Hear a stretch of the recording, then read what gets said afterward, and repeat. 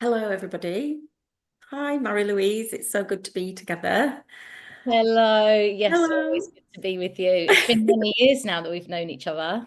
I know, I was thinking about that the other day when we were meeting up for the Modern Midwife meetups Yes. in Preston. Do you remember? It was so good to be part of that journey with you, and now to see all the work you're doing to support families Oh, and continuing in our midwifery journey. It's really wonderful to be together today to talk about maternal nutrition and think about that both as mothers and women ourselves, and then think about how we can better support families that we're caring for in our work as midwives and maternity and perinatal care professionals.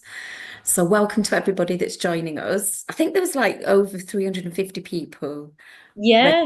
to be with us, and I'm just here at home. I've just welcomed my lovely son Seamus back from America this morning, so I'm here with the children actually, which is unusual. Oh, yeah, but lovely though, isn't it? Because he's been there for a while. You must have really missed him. Oh yeah, honestly, it's been lovely because the teachers have been really kind, letting Bill and Shane and Betsy come with me to meet them, but they are milling around. So You might hear some. honestly, Will's just come in, just snuck in and had a whisper to me, which is actually just said, "Can I have chocolate spread on wrap?" On Well, rap. Okay, that's when we're talking about nutrition today. yeah, yeah, exactly. Rather apt. Yeah. So, yeah, we wanted to take a moment to think about over the next hour, really, we want to support our understanding and share some insights into nutrition, especially around the childbearing, early parenthood, and newborn phase. Yeah. So, really, this whole session is thinking about some of the barriers that we can all face collectively as a community and build some confidence in our practice as midwives. Hmm. So we're working together to think about this and think through the issues that are impacting on us. Yeah. So, for those of you that don't know me, haven't met me before, my name's Anna Byrom. I'm a midwife and one of the founding directors of All for Maternity, and really focus my work now is about helping everyday practitioners, midwifery practitioners, to be informed and stay up to date to improve quality care for families. Mhm. Yeah. Just let you And introduce yourself, Miriam. thank you, Anna. Yeah, and just if I may add, and you do an incredible job of that. All of your resources and all of the content has actually been really supportive for me as well. I'll introduce myself properly in a moment and say how long I've been a midwife, etc. But it has been really supportive throughout my career.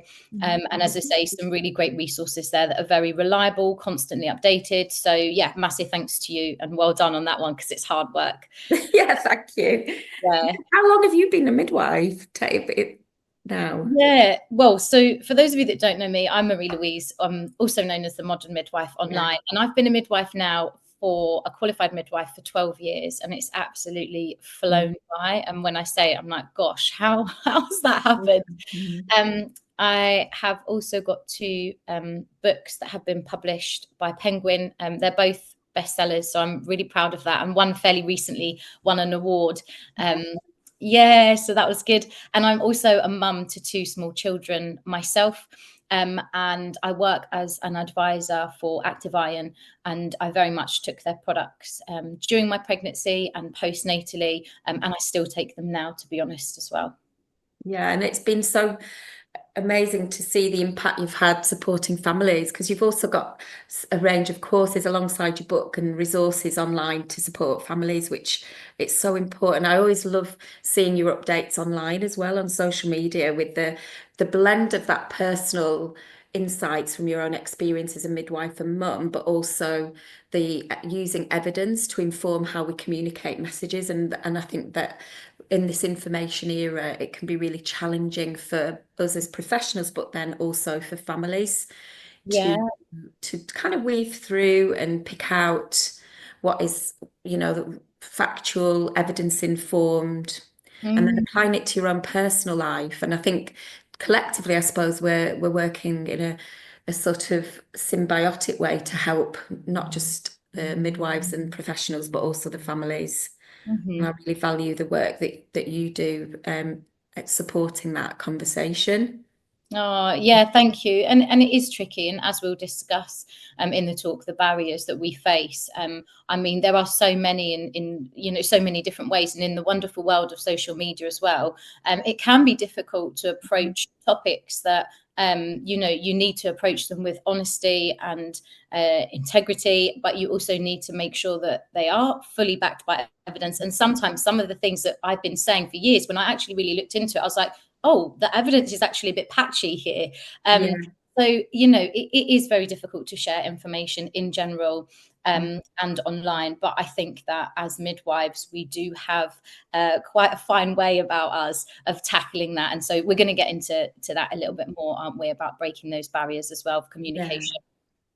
Yeah, and this has become a really important topic for me over the last couple of years, working with our local system here in the Lancashire and South Cumbria, really understanding the needs of staff and Yeah, staff training needs, and then thinking about families and families, looking at the evidence in more detail, like what do we know already yeah. about our own nutrition, and then how do we support families with their nutrition?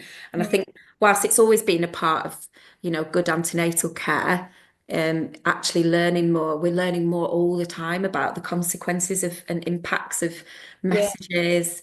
yeah, And do yeah. you find, I mean, I think we're also competing all the time with social media and things. So it'd be good to kind of think about some of these things. And actually, if we invite everybody that's joining us and watching live, just to really start thinking about and reflecting on yourself, I think that's a good place to start with this Mm, sort of topic.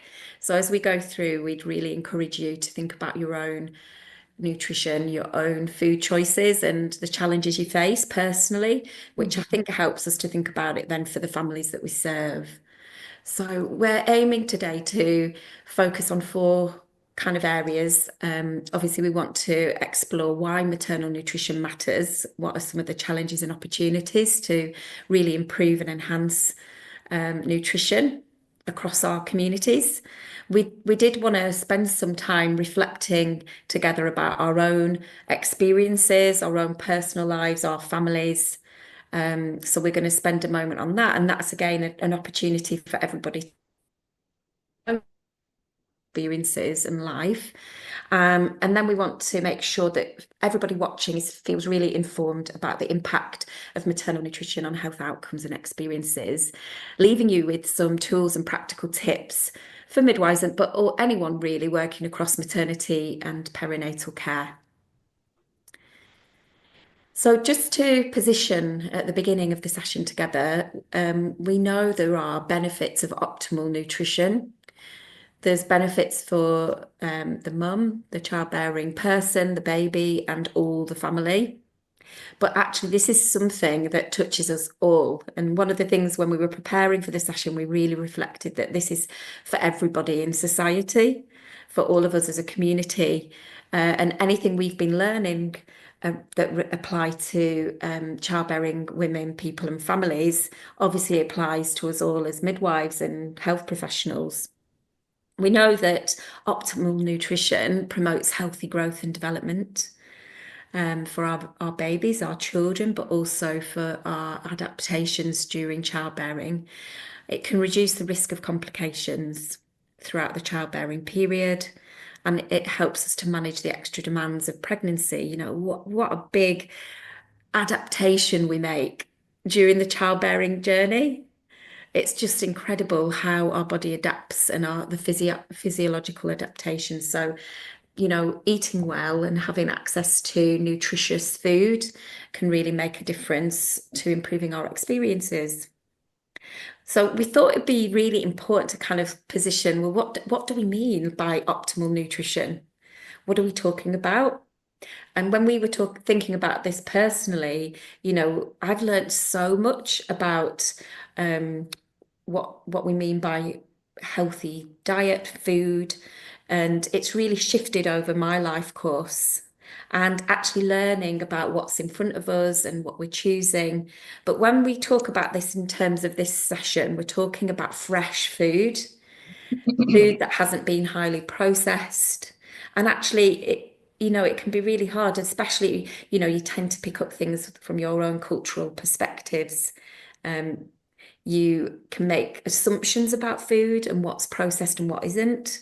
But actually, we really want to move to a space where we can access really fresh produce.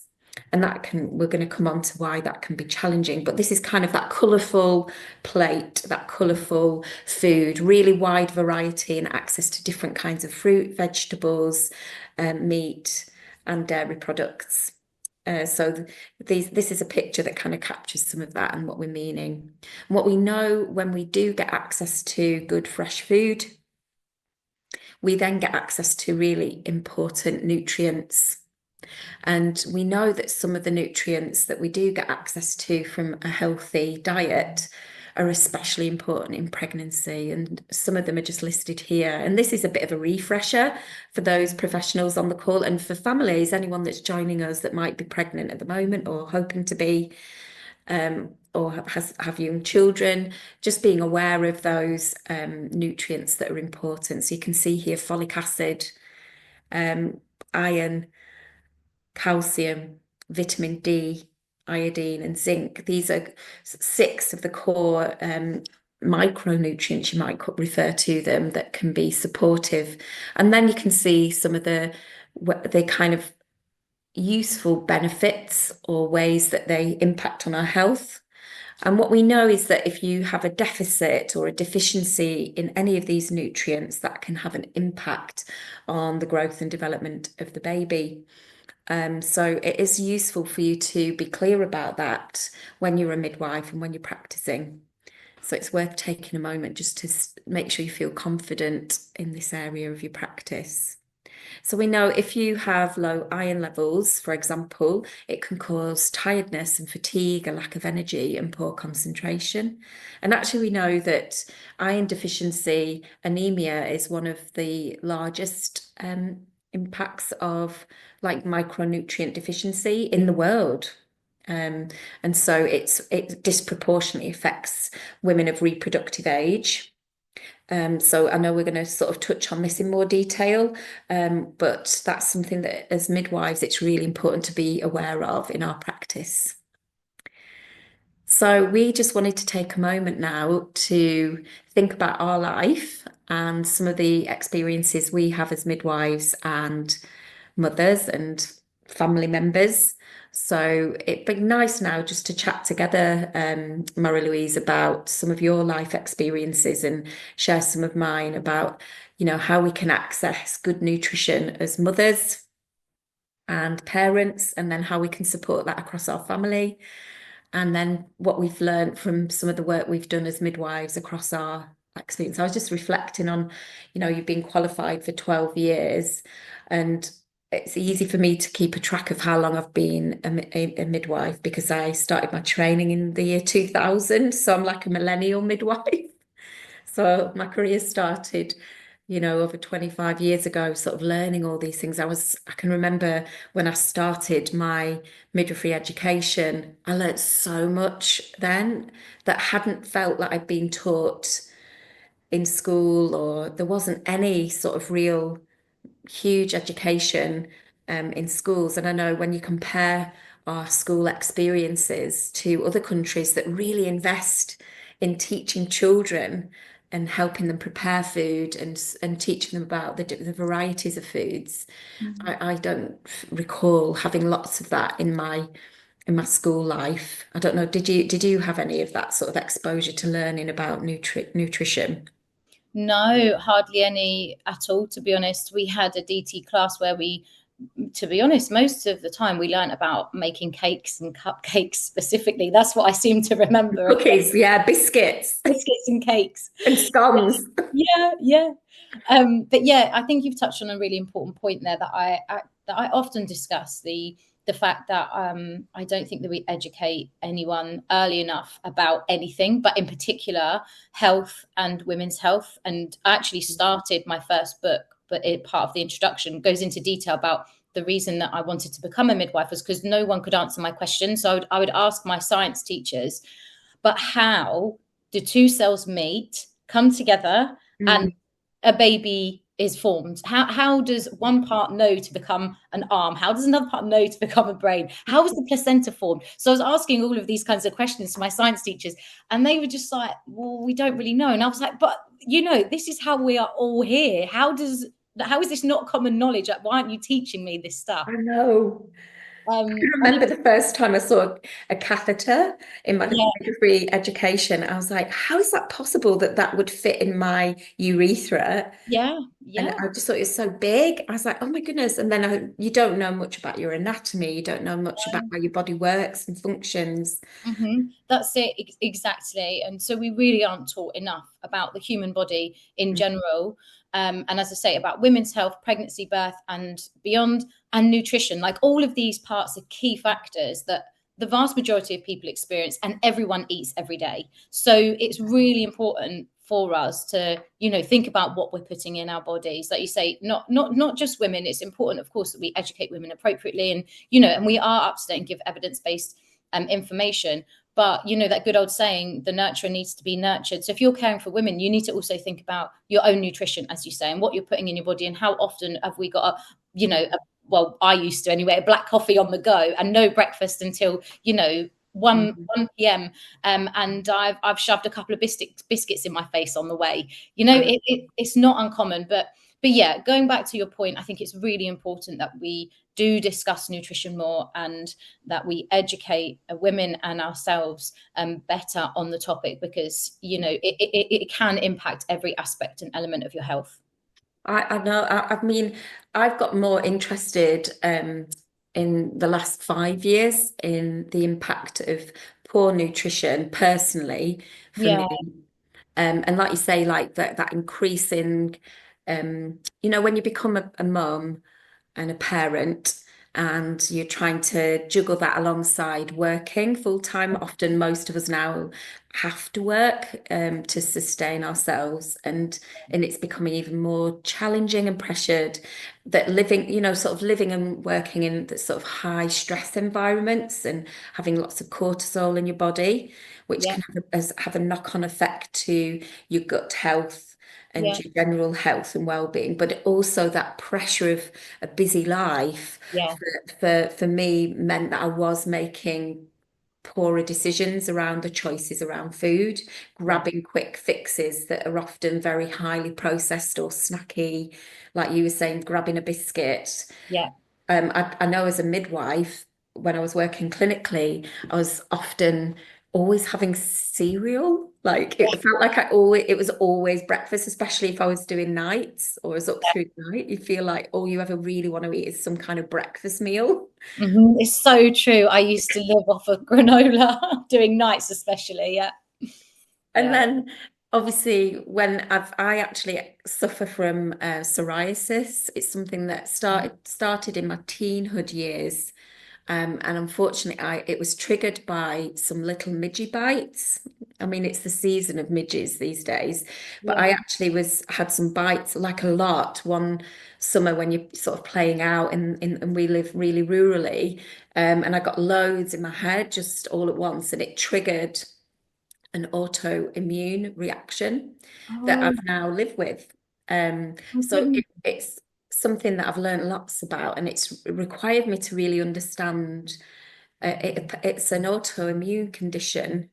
Mm, It's dysregulated immunity, really, and it directly affects your skin. So the visible way that you see psoriasis is overproduction of skin cells. So you see sort of red inflamed patches on your body. And but actually what's it very often with skin conditions or autoimmune conditions, it's really linked to your gut skin axis or your brain gut skin axis. So I've done lots of learning around autoimmune conditions and the links to your gut health. yeah. And so it's been really a big journey for me, sort of understanding it's definitely stress linked as well for Yes. me. Yeah. So, I have to think about stress. Mm. But then I know from when I have a flare up, another area that's hugely impactful to me, calming my immune system down is thinking about my gut health. and Yeah. thinking about what I eat and having an anti-inflammatory diet. And actually, when you look at that, and what you, because very often people focus on what you can't eat with an anti-inflammatory diet, but actually, if we focus on what you can eat, it pushes you really close to eating fresh Mm-hmm. foods that and I've just learned so much about different kinds of food groups in my journey to healing, really. And it's a constant, ever-going thing. But I think what I've learned as well is that for what I do when I'm in a healing phase is Mm. relevant to everybody and anyone. You know, it's going to be beneficial to us all to Yeah. think about the food groups that are pro-inflammatory, such as highly processed oils, Mm. seed oils, sugar, refined sugar, and wheats and grains and pulses are all really challenging for somebody that has inflammatory Yeah. disease. If you don't mind me asking, Anna, what does a regular day look like for you when you're, could you just talk me through a couple of things Yeah. you would eat in a day that are, anti-inflammatory, as you say? Yeah, so there is some food groups that I would seek to avoid. And then obviously I've personalized it, learning about myself and what sort of Yeah. tends to trigger me. But if you think about what I would choose to eat to stay anti-inflammatory, it would be fresh, oily fish. So salmon, mackerel, um, white meats, chicken. Most meat is okay, but trying to avoid red meats for me can be quite triggering to eat beef. So I've just learned these things from trying different things for me personally, and then fresh fruit and all vegetables really, apart from nightshades. So Mhm. nightshades are vegetables such as white potatoes, onions, peppers, any kind of pepper from the pepper family. So that unfortunately includes chilies Oh, and like spices. So I need to avoid those. yeah. And I actually can feel it now. If I have chilies, fresh chilies, it actually immediately affects my gut. I can feel Oh, it straight away. So wow. yeah, so I actually there's sort of 8 food groups that are better for me to avoid. I can have them, but I can feel them. So dairy for me, eggs and all grains, including rice. So that has been tough to change that. So I had to find replacements. And for the more starchy vegetables, I use sweet potatoes. Nice. Yeah. So you just have to think about alternatives. So I don't always, I struggle to maintain it all the time because Yeah. it is, I think one of the things I've noticed in my life course, I'm sort of 45 now, has been it's getting harder and harder to access fresh food that isn't packaged or in plastic wrap that Yeah. hasn't had pesticides on it. When you think about how we receive our vegetables, we don't even know if they've grown in soil. And we Yeah. know that soil itself is also, deprived in nutrients around the world. And that's another big crisis, isn't it, around access to fresh food? Yeah, that's it, exactly. And also, you touched on being time poor, which a lot of us are time poor. In particular, I do think the modern mum is juggling so much, Mm. speaking from experience here. But when you go into a shop, as you say, sometimes you have to pick what's convenient, what they have in store or haven't got. And my local store doesn't hardly they don't sell hardly anything that's organic, and No. it's really tough some days because I need the convenience, so I need to go in there. Mm. I would prefer, if possible, to buy organic food, especially strawberries, because I know that they can really absorb those pesticides, and my kids love strawberries. So it can be really tough and it can be really challenging to. And then you've got that element of guilt as well, because I'll be shopping and I'll be putting stuff in my basket that I know isn't the best option. But I'm a time poor mum, and Mm. we sometimes you have to do what you have to do. And I think having an awareness is good. It can sometimes be difficult, but it is good, because then you have the capacity or opportunity to actually work on it. And when I do have a bit more time, or when I plan things a little bit better, then we do have the opportunity to eat foods that are better. But as you say, you can't be 100% of the time. Um, Mm. it is very difficult. And when you were pregnant, for the first time, and you know, how did you approach your diet and thinking about food and intake? Was it something you were conscious of? Because how old's your little girl now? How old is she? She is 4, so I was Georgie. Georgie, yeah. She's 4, so I was pregnant 5 years ago. And I was fortunate enough to be working with Active Iron at that time. And actually, it was my relationship with them that really sparked my interest in my own nutrition during pregnancy, because I was vegan at the time. And when I was looking at all of the data and the research, as I say, when I was working with them, and I was really considering what I was putting in my Mm. body, because I didn't receive that kind of education at school. And we touched on it a bit at university, but I certainly didn't feel particularly confident, I would say. So yeah, I did a lot of research, and I decided to start eating eggs because of the choline content in eggs. And I also, my body was craving more protein, and I could feel that as a real craving. I know some women get cravings that aren't helpful or nutritious, but I knew that's what my body needed. So I gave up veganism during my pregnancy, and I haven't took it up since, because my body has physically felt better, and I've had a second pregnancy since then, and I've taken, as I say, Active Iron throughout. I am still vegetarian, so I do think that's probably part of the reason why I didn't become anemic during my pregnancy, because I had been anemic before, as a teenager, as a late teen, and in my early 20s as well. And I think that because I was prone to it, I was having heavy periods, I was vegetarian, there's a couple of boxes that I ticked for it there.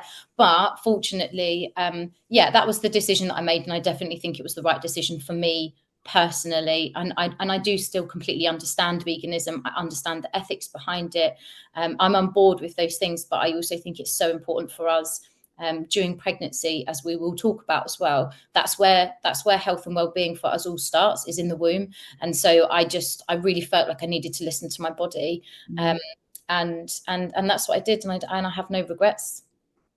It's making these, listening to your body and having trust in your body and what your body's pointing you to Mm, is a meaningful thing. And I think for any families that might be watching, it's really good to talk to your midwife, talk to your health professionals that are supporting you if you've got any queries or you're noticing even things like cravings. It's good to chat yeah. through and understand what's behind that sometimes, and starting to get awareness of, I really remember sort of my smells and things Mm, changing during pregnancy, and what I chose to eat being really different.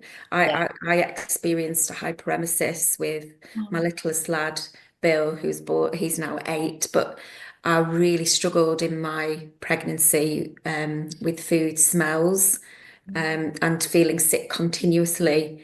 And that was quite challenging then to prepare food. And obviously I had Seamus and Betsy to provide food for and think about their well-being, and then also feeling so sick all the time, literally all the way through my pregnancy, unfortunately. How Um, exhausting. I think it is hyperemesis day or week, month, this month actually.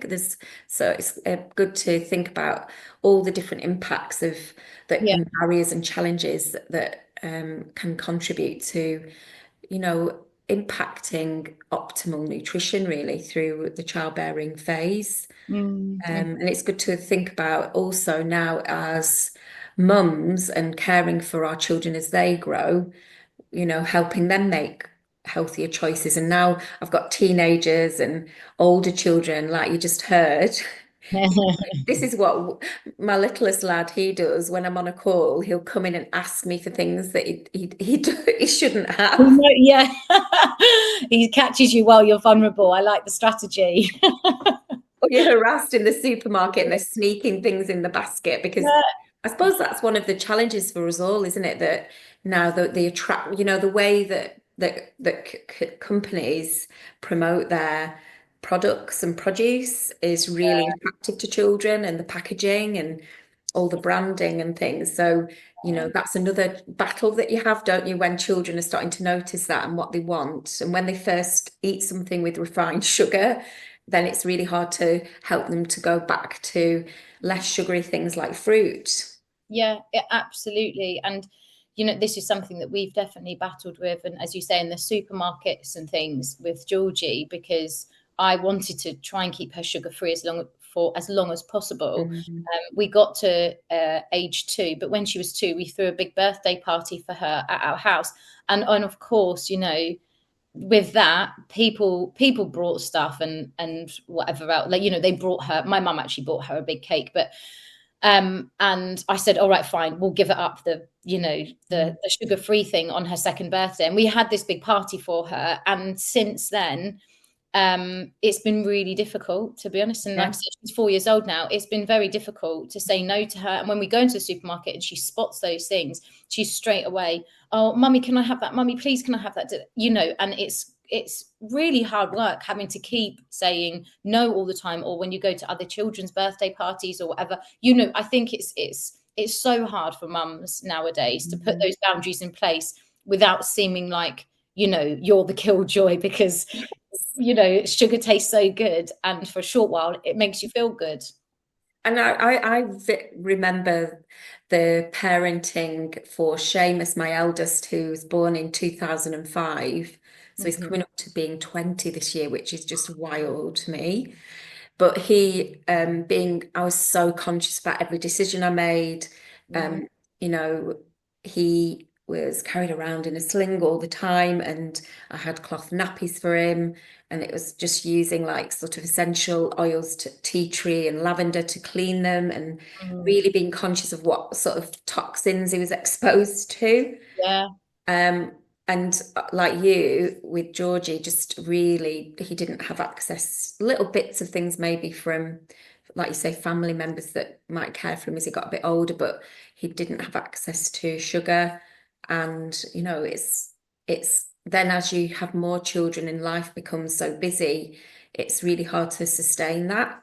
I It is. found with and I've got a little more relaxed, but I honestly also feel in that 20-year period that it's also become harder and harder to get fresh food without traveling to supermarkets.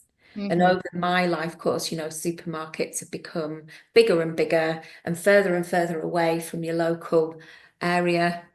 Yeah. And now, if you go to corner shops or if you go to even our local spa, the size of the fresh food area has got smaller and smaller and smaller, and the food isn't replaced frequently, so it's quite old.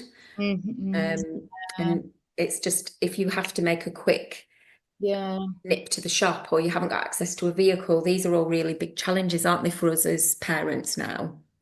Yeah, they absolutely are. Yeah.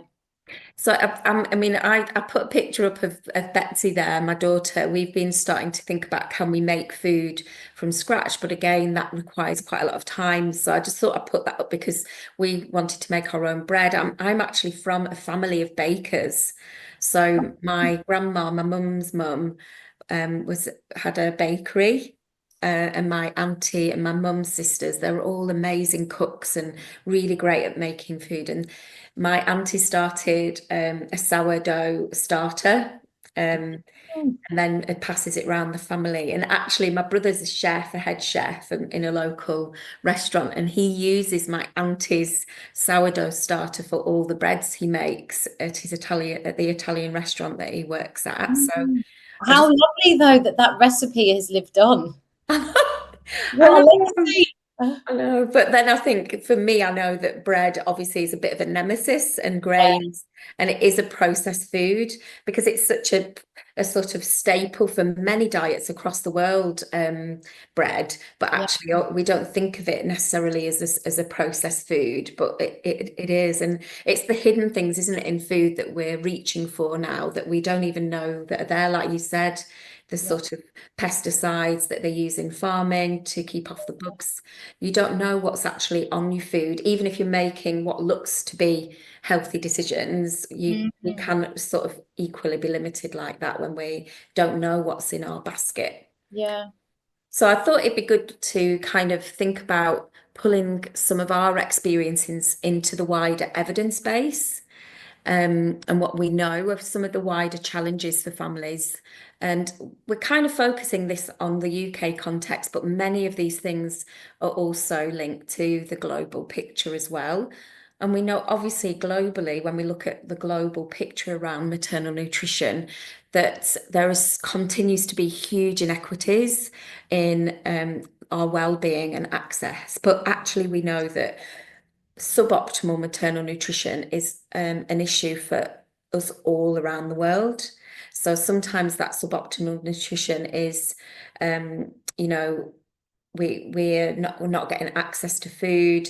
We know that globally, it's a massive concern for the World Health Organization. But when we look into the UK context, we've got that increased cost of living. We've talked together about the food deserts that we're seeing. That's a term that's used to explain how difficult it can be to access fresh food. My lovely cousin, who works in America, she came over to the UK actually because she's a farmer.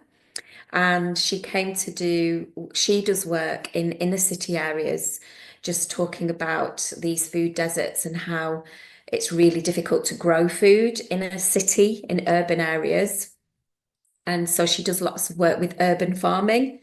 So she came and worked at a Sure Start where I was the midwife in Lambeth, and they had a community farm as part of the Sure Start. So there are people trying to support this and make a difference. But we know that as well as, not having good access to food per se, and, we've got areas in the world where people don't have actually access to food at all. So are starving and there's a massive impact on people's health and well-being. But then we've also conversely got the challenge of rising body mass and body weight and over access and over consumption of food that can all impact on nutritional deprivation. We've talked about the unequal access to fresh and processed foods and also the challenges of being able to access up-to-date information. I think with the rise of social media has also come some myths emerging and people talking about nutrition to promote certain products or to promote certain initiatives.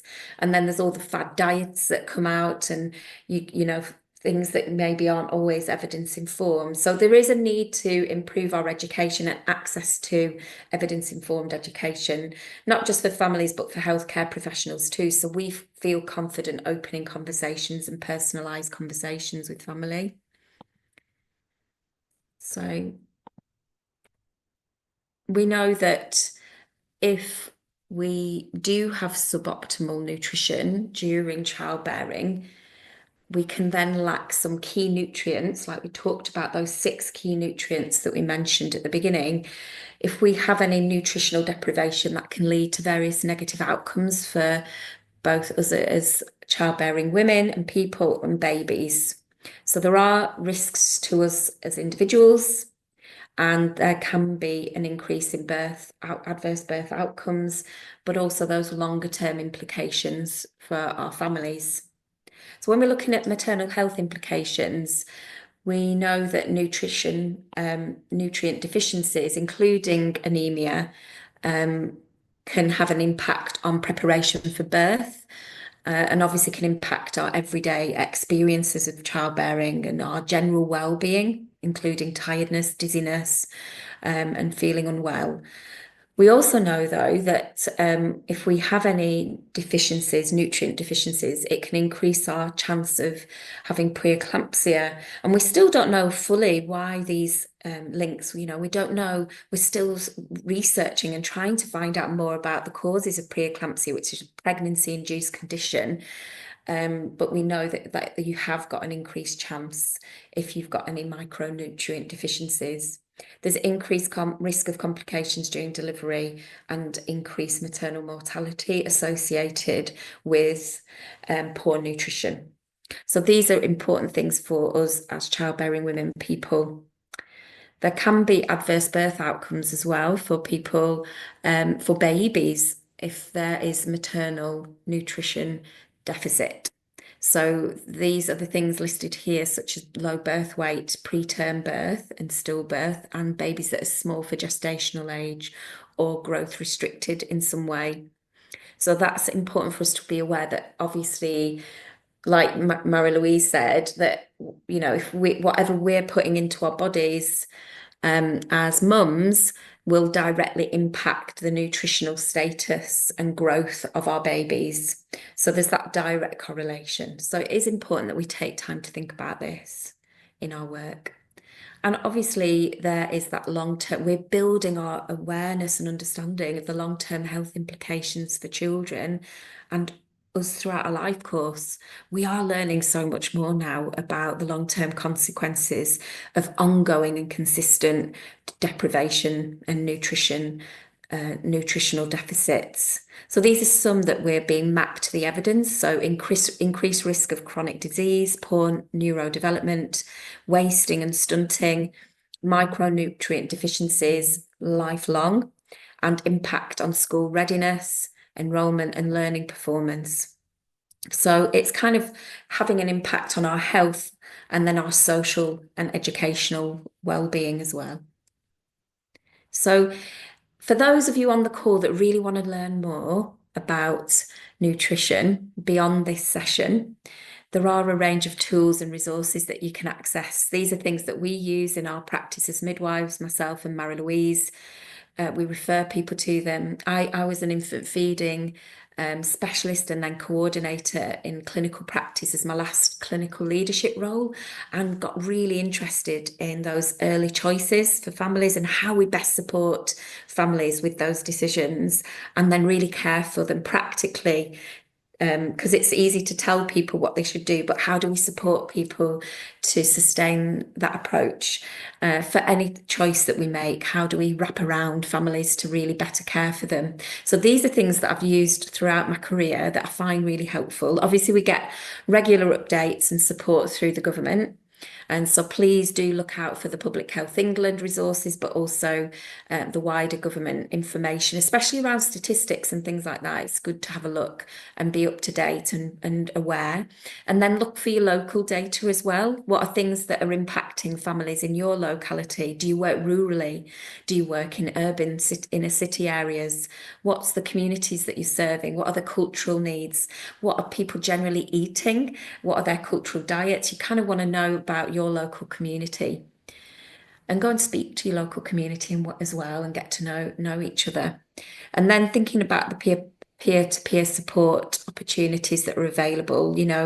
We want to have really helpful conversation starters. And that's one of the things we learned from our local study, talking to staff, was that staff can really struggle with knowing how to approach conversations around weight, how to approach conversations around diet, especially if you're finding it difficult yourself to make choices that are supportive of your own nutritional status and well-being, like me and Louise have talked about. So we have shared a tool where we can think about that. The First Steps Nutrition is an amazing resource that can support you to support families, but also all the families listening, you can go and access that resource to give you really evidence-informed and up-to-date information. And they also do quite a lot of lobbying around misinformation that can be out there that can really confuse you when you're making choices around your own diet and then also your child's food. Obviously, we've got information support around active iron, and they have a range of products that can support families and midwives and staff as well. And I know, Louise, you're going to talk about that in more detail. We've also put together a free course that you can take for those of you on the call. If you're not watching on your mobile, you can do the QR code here and get access to a free course thinking about in more detail the most common micronutrient deficiency, so iron deficiency. So that goes into more detail about the consequences and implications throughout childbearing and beyond. So do feel free. And then thinking about handing over now to Louise just to think about the role of supplementation in pregnancy and how we can offer that meaningful support to families in our work as midwives. Yeah, exactly. Thank you, Anna. So can you see me on screen, by the way? Because I can't. Oh, you can see me on screen. Brilliant. Brilliant. Yeah, so the role of supplementation in pregnancy can be really important, as we know, and as we've talked about, and as we've learned about in the early slides. But in particular, there are some key nutrients that we really need. So that being vitamin D, that being folate, and also that being iron. Now, we're often, we're used to telling women all about vitamin D and folate or folic acid in its synthetic form, but I'll mention briefly as well about the most bioavailable form that comes with active iron. But yeah, we're really confident talking about those things, but I think less so talking about iron, and seen as it is, up to 50% of women are iron deficient, and up to 20 to 25% of women enter into pregnancy with anemia already. So that is a huge statistic. And I think it's so important that we have these early conversations with women, not just about, vitamin D and folate, but actually having these early conversations about iron and getting women thinking about, other supplementations that they may need throughout their pregnancy. All supplementations are not manufactured equally. Active iron has some particular unique selling points or particular positive points for us to consider as well. And the fact that it is based on clinical evidence. So not all supplements are based on clinical evidence. This is really important for us as clinicians to inform women about this as well. And also, as I mentioned before, the best, most available forms of nutrients. So this is something that Active Iron in particular do really well because their supplements are manufactured in a particular way. And their pregnancy supplement now, that's actually just fairly recently come out that I was really excited to see, has a triple layer. And these vitamins are therefore released at different times, so they don't conflict with each other, and it enables the body to actually absorb them, because you can take these supplementations, but actually if they're not being absorbed appropriately, they're not doing anything. And a lot of women think, oh, I'm taking my supplements, that's fine, but actually they don't know those finer details, and those are really, really important things. The other thing is, talking about iron specifically, is the fact that most iron supplements do come with some sort of side effect. And in particular, we know when we give high dose ferrous sulfate, the vast majority of women will have some sort of negative symptom. And a lot of women are suffering, as Anna mentioned, with hyperemesis, with other pregnancy sickness, or just, nausea in general. The last thing that they then want to have is an upset tummy.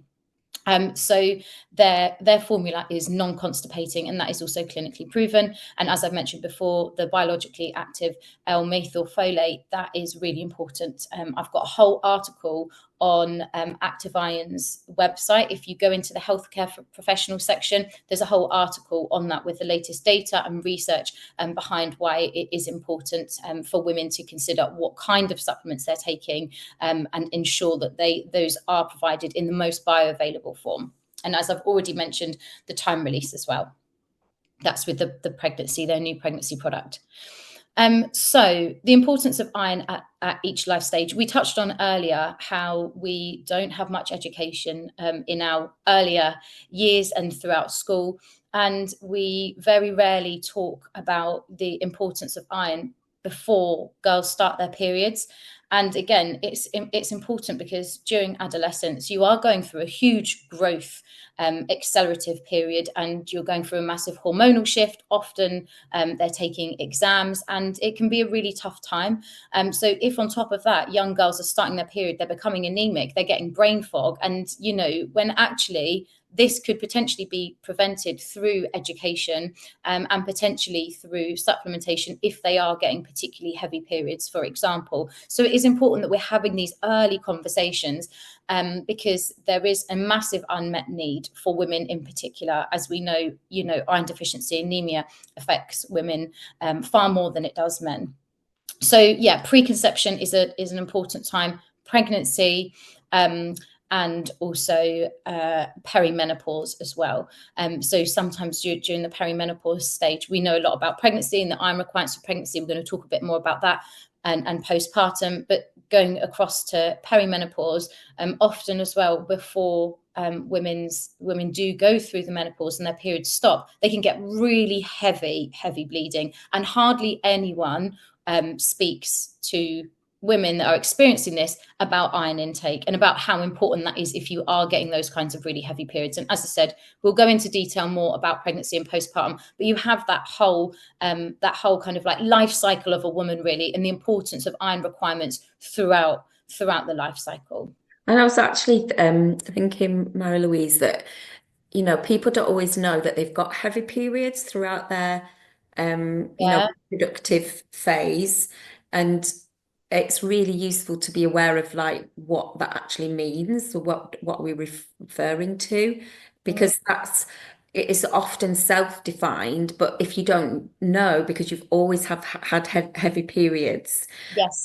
talking about where it's affecting your quality of life, where you might have to be wearing multiple sanitary products. Yeah. I think just if you are suspecting that you might experience really heavy periods, it can be worth, like you said before, that you've experienced anemia in your life. Yeah. Yeah. It can be worth getting things like checked out, not just during the childbearing phase, but like you say, all through your life. If you've got Yeah. young teenagers, girls that are starting their periods, or you're supporting your Mm. friends, like I'm just entering perimenopause now, and it's really good to be aware of those symptoms and signs as well of iron deficiency anemia, isn't it? Yeah, that's it exactly. It is recognizing those as well. And my sister is happy with me sharing this story, but she has heavy periods, and we just never really discussed it before. And then very recently, around about 6 months ago, she became quite unwell, and she was getting all of the classic signs and symptoms of anemia, and she was unaware of those, which I was surprised by, because I thought, even as her sister, I talk about this quite frequently. We're really close. And we were on the phone one day, and she's like, I'm absolutely exhausted after work. I have to go and have a sleep, and then I will sleep for 12 hours after that. And she had various other symptoms as well. And I then spoke to her about her periods and her diet and whatever else. And I said, I think you've got quite severe anemia, Catherine. Anyway, she went to the doctors, and it turns out she did have severe anemia. I sort of felt a little partially responsible, because I thought, I should have explained these things more to her. And when we talked about her periods, they were really heavy. And I said, that's not normal. And she said, well, how would I know what's normal? Because I don't know, I don't really talk to many people about it. And I don't see other my friends on their periods. So, I don't see what kind of blood loss they experience. So, unless you talk about it, you don't know. So yeah, anyway, and the good news is she's now not so anemic, and she's taking active iron as well to keep up that maintenance dose, and she's very happy with me now, so that's good.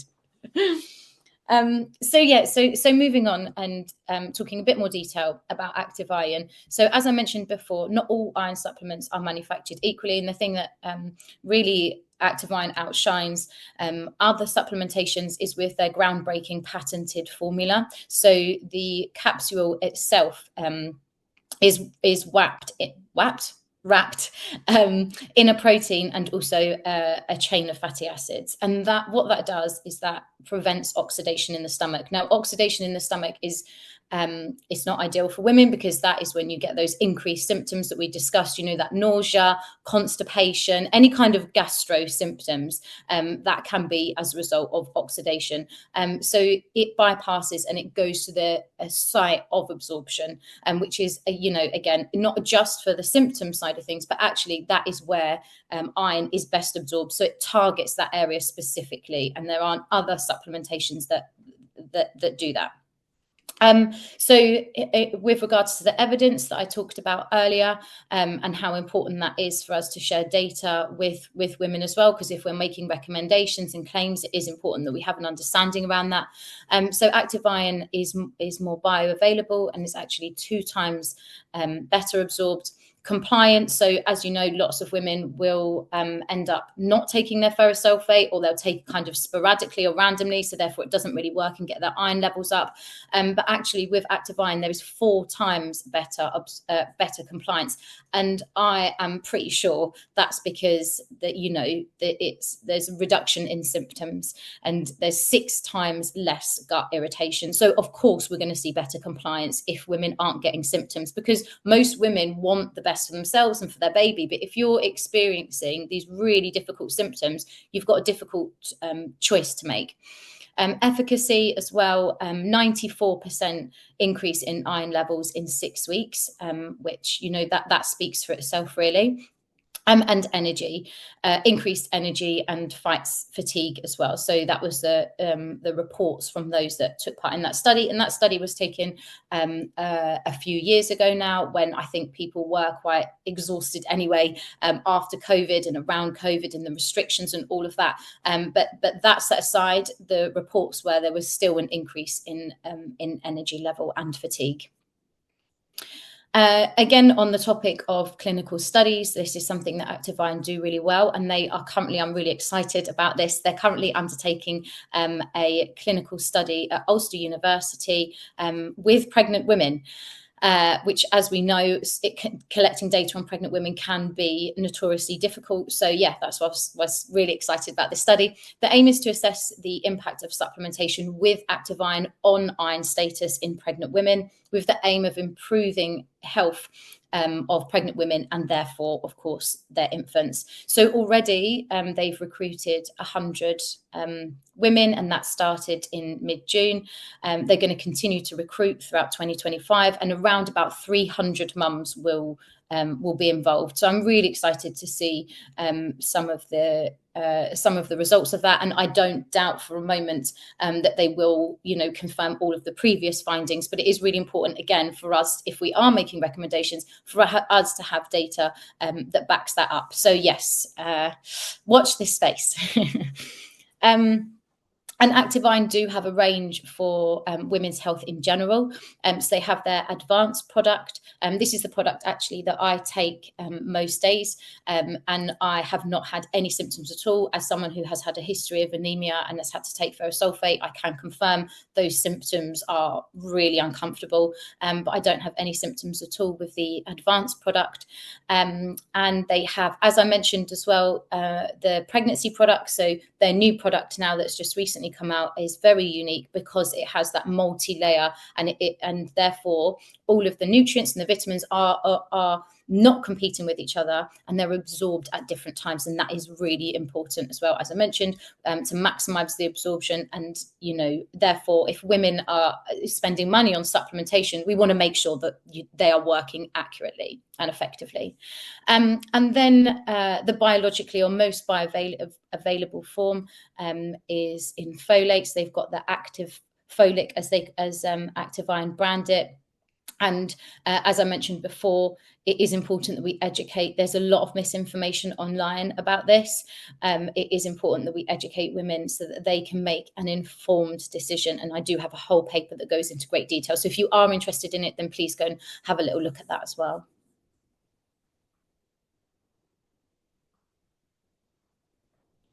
And I think you're muted, Anna, but yeah. Yeah, thank you. That's okay, but thanks so much. Thanks for listening as well. It's wonderful to be able to explore opportunities and what's available to help with the challenges that families are facing. So thank you for sharing the insight into what's available. And we're really lucky that all of our members, you know, obviously for midwives, many midwives are women or people that may be experiencing, you know, their own challenges with iron deficiency anemia. And all of our members get a special discount in the member zone of our site. So anyone that's listening that is a member, go over and see, and you can access some of those resources so we can stay well as caregivers. So we have been receiving some comments as we've been chatting. For people that have joined us live, thank you so much. Please feel free to pop some questions into the chat now if you've got any specific questions for myself or Mary-Louise. But just to share some comments with you, Mary-Louise, that Paul's kindly shared with me. So Genevieve Stones mentioned that knowing about the nutrients is fine, but they need converting into foods. So that pregnant women know which foods to include in their diet. So maybe what we could do is talk about some of those foods. And I think it is important when we're having conversations, we actually invite families to share with us what foods they are eating most commonly and usually, what foods are important to them in their own family, you know, diet, it's so culturally influenced how we eat and how we're brought up with food and our relationship with food. So I think, first of all, finding out what foods people generally eat and what they already know is a good starting point, isn't it? But what kinds of foods would be rich in, say, iron, for example, or can help us to increase our vitamin D? It's good to kind of have some awareness of those, isn't it, as health professionals? What Mhm. sort of things would you share with families in your practice as a midwife?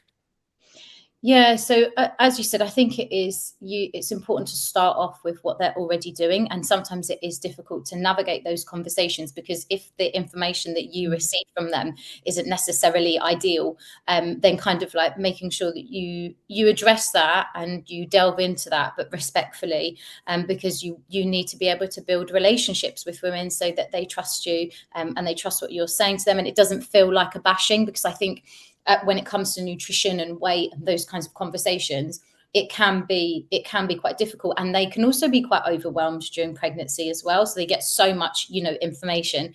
So I personally, I tend to gauge it on what the woman tells me and how open she is at that time to really delve into nutrition. And if she wants to talk about it, I'll go into great detail and we'll have these conversations. And some women are very open to learning more and to kind of like changing certain things that they could do to improve their nutrition, whereas other women, I know that the door's shut up for that moment in time. So I'll touch on it and I'll talk about those key nutrients that are really important to consider. We'll talk about supplementation, that kind of thing, but then I will be respectful and park it if it's Yeah. obvious. And sometimes that's hard because you want to say, oh, you really need to look at this and change this. But if that's not what they are prepared to do, you have to know where the boundary is, don't you? I think so. And I think it's kind of because if you're wanting to, for example, use your diet to increase your iron stores, then you'd be looking to discuss the importance of accessing green leafy vegetables. We know as well that red meat and certain meat products would be supportive in helping with that dietary access to iron. And Yeah. then vitamin D can come through the food chain. Obviously, we know that vitamin D is something that we produce in response to sunlight. Hmm. And the foods that, fresh foods again through the meat chain. And that's because animals that have been exposed to light would have high vitamin D. So we Hmm. can get it through fish and meat. But Yeah. again, those when some of our approaches to farming, those meat produce might not have seen much light, so they will also have low vitamin D levels. And Yes. again, the same with veg. Sometimes now we're Yeah. growing veg in vacuums or in, big buildings, really. So access to natural light is limited. Mm, So frequently people need to consider supplementation as well for vitamin D. And yeah. so it's important to be thinking of the wider social restrictions. If we're living in the Northern Hemisphere like we do, our access to healthy levels of vitamin D is quite low. And Yeah. then displacement of people, when we're caring for families that might be displaced through to conflict and war, refugees, asylum seekers, people that are coming that are usually would be living in areas where they get high sunlight and have their skin's adapted to allow for that. They might struggle then in areas of the world where it's really difficult to access levels of vitamin D. And Yeah. so we have to consider those sorts of things. And then kind of what we wear and the conflict sometimes with sunscreen and making sure we protect our skin from cancer, but then that balancing act of wanting to expose yourself to vitamin D as well. Yeah, exactly. It's very tricky. Sorry, I've just realized I think I misunderstood the question. I thought you were asking me about how I approach nutrition in general, but you meant more specifically the nutritional Yeah, I information. think Genevieve had put that what foods, how do we convert what's nutritionally needed, like Yeah. the micronutrient we need, to what foods families can choose that would help them. Yes. But then Terry Gavin Jones also talked about, because we know how challenging it can be with the cost of living crisis for families to even have money to spend on rising costs of food, like food costs, fresh food, organic food, it costs so much. I can't afford to purchase food like, myself and for my family. I know those people accessing food banks. How can we help people make choices when they go to a food bank or when they're having to feed their family? Mm. What sorts of tips can we think about when caring for families that might struggle with those choices or access? Yeah. And I think actually that picture that you showed earlier on, sometimes, as you know, that good old saying, a picture says 1,000 words. And I think, going back to basics, because it can be very overwhelming, but going back to basics and showing people pictures, okay, this, I know we see all of these high processed foods and things, but if you are, getting food from food banks, here are some of the better choices that you could make. And yeah, I think sometimes being simple, taking it back to basics, actually is very helpful for people as well. Yeah, and I think I have a really helpful book or follow a person that I've forgotten her name now, it's gone out of my head, but I'll find it and make sure it's put with the resource links. Mm. But she talks about how you can use tinned foods and frozen foods. And whilst obviously you'd want to choose fresh foods, that sometimes, especially in the freezing process, quite a lot of nutrients are retained that can be supportive. And thinking about what we eat isn't just for the micronutrients, it's also for the fibre and the roughage that's good for your gut health as well. And making sure that you have regular bowel movements, which is good generally for your gut health. So it's helping people understand what would be better choices and what would be suitable alternatives if there is challenges to access to food. And I Yeah, think that can be something that I really found helpful in the book of how you can, I think it's Jack, her name is Jack, and she does right. how you can cook on a budget, how Yeah, you can eat as healthily as possible if you're yeah. if you're struggling with that. Yeah, one of my friends has a great account as well, who's a nutritionist, Charlotte Sterling Reed. She mainly specializes in weaning for babies, but she also talks a lot about that for parents and families, and like bulk cooking and freezing, because it is very cost effective. And also, as you said, with freezing, it does maintain those nutrients as well. So she does have some great tips on her page as well that I've actually used with my own kids. Yeah, really helpful to think about that together and collectively. And I think that's the other area that people are mentioning in the comments is that there can be real barriers to accessing clinical pathways for nutrition support. So if you identify a family that might benefit from nutrition support, this remains patchy access to wider support services. Mm. And that's something that I think collectively it would be good to focus on that as a community, thinking Yeah. about how we can offer more support. Where I live, there has been good support in Lancashire and South Cumbria around nutrition, and there is access to dietitians and services. And I know some of the family hubs now Mhm. do have access to support. And then Yeah. we've got the Better Start and the Healthy Start campaigns, and some families get access to vitamins during Yes. I was just childbearing and pregnancy, don't they? Which is yeah, good. and vouchers as well, so that can be really helpful, especially at the moment. And then there's a question now that's just popped through for you, Mary Louise, about how the study that you've mentioned will differentiate the use of active iron with other types of iron. So, do you know about the actual sort of methodology of the study and how it's kind of comparing itself to other sources of iron? Yep. So it is. It's a double-blind, randomized control trial. So really good quality data that's being collected. And what they're not testing against any other iron. They're looking at how active iron can improve iron levels and therefore overall women's and babies' health. And the data is going to be collected at multiple time points. So it'll be collected at 12 weeks, at 28 weeks, 36 weeks, and also, interestingly, some cord blood at birth, and then 6 weeks postnatally as well. So, again, if we're looking at long term trajectory and overall health and well-being for women, looking at that 6 weeks postnatal check. This is something that I often talk about as well, is I think that we should routinely do an FBC at 6 weeks, because a woman might not meet the criteria for a PPH or anemia, and she might appear to have normal levels, but actually, is that normal for her? Because if you've got a woman who is 5 foot and loses 500 mils, you might go, oh, okay, she's sort of like borderline, we'll see how she does in the first 24 hours. Oh, she's okay, discharge her. And actually, as she continues to bleed postnatally, her iron levels may drop. So I'm really interested to see the results as well at 6 weeks postnatally. So Can I just ask, so the control group would be not taking active iron. yeah, So the comparative then is between people taking active iron supplements compared to a control group of stuff that aren't. So the that's just to answer. I think that should clarify for you, Rebecca Jarman. But obviously in the we're not future, taking any other iron supplements. It's iron or active iron or not. Yeah. yeah, and that could be something in the future that is a consideration.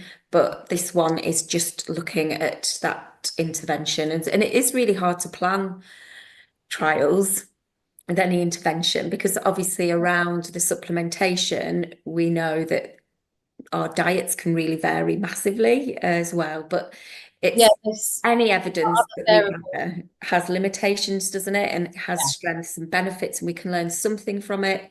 But being aware of the limitations is useful for us in our practice as midwives yeah. alongside the benefits. So at least I always think that when you are doing a randomized controlled trial that's blind, it Mm, does help us to learn a bit more than as if you weren't and you were just doing um, you know, a case study or case reviews. So yes. it's be like you said before, it's good to see evidence emerging Yeah. that's looking at it with that more robust methodology. Yes, that's exactly. And as you say, all research has its limitations. That's always going to be the case. But having some evidence, because a lot of brands do not have evidence to support certain claims that they make. So yeah. Yeah, good. It's good to have that available. And I Hmm. think you mentioned, didn't you, for anyone that wants to read more, there is a health professional area on the Activine website where you mentioned a few times the resource you've put together of the evidence. So if people want to go and read more, that's available to you. And then there's just some other comments that have been made just as we draw to a close. Obviously, we could continue this. This is an important topic, and we are going to be running a professional seminar in July to delve more deeply into this. And I've been lucky to work at the Maternal and Infant and Parent Nutrition and Nurture Unit in my work at the University of Central Lancashire when I was a midwifery educator and researcher there and did my PhD actually in that unit. And they've just had their recent conference, but I've worked with some of the researchers in that unit to try and really understand. And it's good to know that there are researchers that are focusing on maternal and infant nutrition Mm. and nurture, because it isn't just about the nutrition, it's how do we nurture people in our community and society and Yeah. nurture parents as they're making decisions and choices, not just about how to feed ourselves and our babies and our infants, but how do we then move on to our food groups with our children when we're adding foods at Yeah. that sort of 6 month window and beyond. So there's lots of those things that we can unpack together in the seminar, which I'll look forward to. But I think there was Linda Pasqui mentioned about the Healthy Start vitamins in her locality. She's in Newham. Oh Um, yeah. Oh, brilliant. Oh, she's in Newham. Yeah, that's not too far from me. Yeah. And that, so it's good to look out for that and make sure if you are a midwife or a health visitor or somebody working with families that you're aware of what's available in your locality. But Yeah. families looking out for that and asking their midwives and GPs and professionals that are caring for them. And Exactly. It can be that good old postcode lottery, can't it? So you can move from one county to the next, and and actually there is a variation in what's available, and as we well know, policies and guidelines. So yeah, I think yeah, that's an important note as well to update yourself. And things change all the time as well, don't they? So Mm. They do. And Linda also mentioned about the challenges of stigma or misconceptions that we touched on briefly around nutrition and weight during pregnancy. And we know when it comes to weight, we are using, quite outdated ways of monitoring and measuring people's weight. So we have to be aware of the limitations of some of our metrics and measurements, certainly, but also some of the wider societal pressure on how we look and how we Yes. should look, that's very, again, culturally influenced. There's times throughout society where it was, considered good to be overweight. And then Mm. there's times where it's been aspirational to be underweight and look super thin. And so there is big challenges, not when we talk about food, it's associated with those issues as well. And we didn't have quite the time today to delve into those areas, but that is something that as midwives and as health professionals, being aware of those influences is Yeah. really critical during childbearing as well, because we know Yeah. that also impacts mental health and well-being. Yeah, and part of our job as midwives as well, I think, is to really support women to trust themselves and build a positive relationship with themselves if they don't have one already. Mm. So, as I mentioned before, sometimes it can feel like a telling off, or Yeah. so. But actually, what we're here to do is, yes, provide evidence-based factual information, but also have a good understanding of when actually what this mum really needs is, a lot of nurturing and a bit of TLC, and then maybe we can approach these topics a little bit later on, for example. So I think it can be so tricky to gauge, and I've had several tricky conversations with mums in practice, and and you're sort of navigating your way through as you go, because I don't think there's necessarily a script that you can follow, and that can be tricky as midwives. I totally empathize. But I think, yeah, as I say, a big part of our job is actually to lift women up and to nurture their self-trust and their ability in themselves, because that's really, what they're imparting on their babies, and their journey through motherhood that's ever evolving. Yeah, it is. And I think it'd be good to keep the conversation going. So I think we've referred to some resources. Obviously, there's other things that it'd be good to hear and for people to share in the chat and then on the social channels that we share. If people have got meaningful resources that have helped them in their practice, Yes. please look out for those. We will be making those available for everybody that's registered and might be catching up with the recording. Please look out for the links that we've shared in the emails that you'll have been sent. Rebecca Jarman's actually mentioned there is also a PANDA study that's looking at routine iron supplementation in pregnancy that's currently recruiting. So there's other research that's ongoing. I'm sure Great. globally there'll be lots of research that's been undertaken as well, because we need to think about different community groups, different people, people that are from minoritized communities. How are we understanding that differentiation, if there is any, in terms of care and support, thinking about different food groups that are eaten with different cultural settings and contexts. Yeah. And then Linda's just mentioned that she's actually a lead Healthy Start Vitamins for Newham University Hospital. Oh, brilliant. They have a Healthy Start prepaid card for food, milk, and vegetables. So you can see that there is some brilliant work going on in local areas. So, like we said before, just urging people to go and find out what's available in your locality. Yeah. So, thank you so much to everybody that's joined us live. We hope by opening the conversation, we can learn more together and focus on that wider learning from this. So hopefully the resources that you can access will be supportive. We did create at Lancashire and South Cumbria system. We did create a toolkit that you can use with some PowerPoints and educations and tools for education and having conversations with families. So please feel free to use that. That will be circulated with the link. And like I said, we've got the free course you can take at the All for Maternity Hub. So if Brilliant. you just search hub.allformaternity, you'll be able to access the free course on there, which we'd really encourage people to do. That focuses specifically on iron deficiency anemia and the impact and consequences in childbearing. Yeah. Brilliant. Thank you so much, Anna. And yeah, thanks so much for all of the questions and Yeah. discussions. It is such an important topic, and I really appreciate your time. I know we're all busy.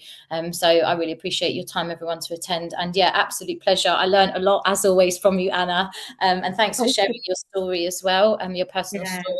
you Um, too. yeah, yeah, It's really, good to think about we are the people we care for. That's what I always think, we are part of the communities that we serve. And yeah, a big thanks as well to the Maternity and Midwifery Forum for hosting this discussion and conversation and education information session. It's really great that they're making this resource freely available. So we hope people can yeah, access it beyond those registered and look out for it across our social channels. And we'll be sharing links to the recordings. So brilliant. I hope everybody has a lovely afternoon Yep, and yeah, can enjoy some of the sunshine, get some vitamin D. yeah, exactly. Topical. Yeah. Okay. Thanks so much, Thank you everybody. so Have a much. lovely afternoon. Bye.